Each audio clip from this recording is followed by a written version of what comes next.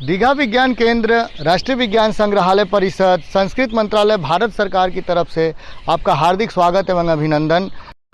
जैसा कि आप जानते हैं कि दीघा विज्ञान केंद्र पिछले कुछ दिनों से संकल्प पर्व का आयोजन कर रहा है और इसमें हम विभिन्न प्रकार के परंपरागत वृक्षों को लगा रहे हैं और उसके ऊपर बात भी कर रहे हैं।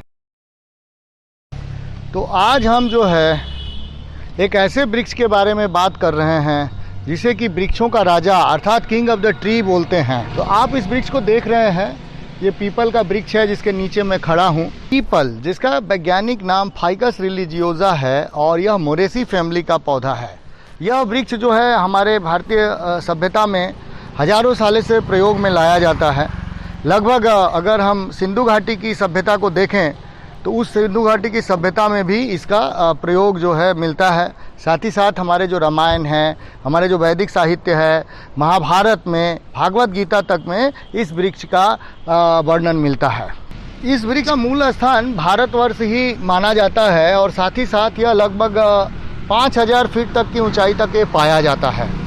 एक पूर्ण तैयार वृक्ष लगभग 30 मीटर तक ऊंचा होता है तथा साथ ही साथ इस वृक्ष का जो है बहुत महत्वपूर्ण है हमारे पर्यावरण के लिए। इसकी जड़ें ज़मीन के बहुत नीचे तक जाती हैं पानी की खोज में और बहुत दूर से ये पानी को जो है खोज करके ले करके आती हैं। अगर हम इनकी जड़ों को वाटर हार्वेस्टिंग मशीन कहें तो ये भूल नहीं होगा। वृक्ष के ऊपर बहुत सारे पक्षी, जानवर, साथ ही साथ बहुत सारे छोटे छोटे कीट पतंग पाए जाते हैं और इसको अगर हम एक छोटा इकोसिस्टम कहें तो ये गलत नहीं होगा। इस वृक्ष की छाल जो है लगभग 1.5 सेंटीमीटर से 2.5 सेंटीमीटर तक मोटी होती है। साथ ही साथ इसकी जो छाल का है बहुत सारे बीमारियों के में प्रयोग होता है।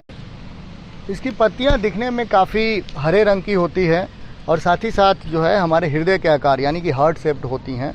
और इसके आप अंतिम सिरा को देख रहे हैं, ये अंतिम सिरा एकदम बिल्कुल जो है एक पूंछ की तरह अर्थात टेल की तरह होता है।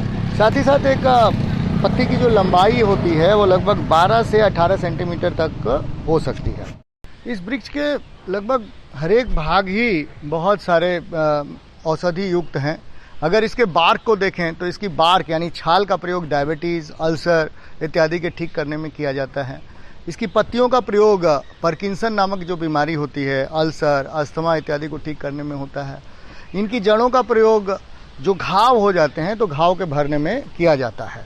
इसके लेटेक्स का प्रयोग अगर हम देखें तो मूत्र रोग, किडनी संबंधी जो समस्याएं होती हैं उसमें किया जाता है।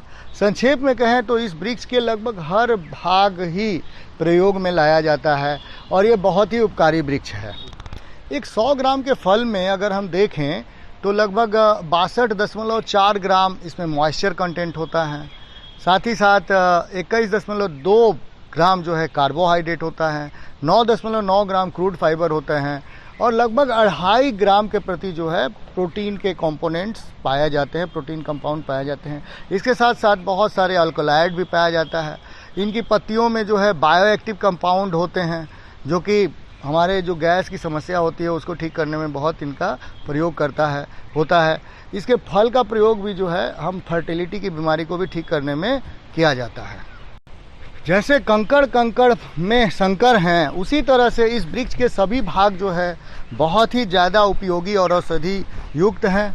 तो आइए इस वृक्ष को ज़्यादा से ज़्यादा लगाइए और अपने पर्यावरण को स्वच्छ, साफ सुथरा और पवित्र बनाइए। दीघा विज्ञान केंद्र की तरफ से बहुत बहुत एक बार फिर से धन्यवाद। अगले वीडियो में फिर एक नए वृक्ष के साथ हम लोग आएंगे। तब तक के लिए आप सभी को फिर से एक बार दीघा विज्ञान केंद्र की तरफ से धन्यवाद और अभिनंदन।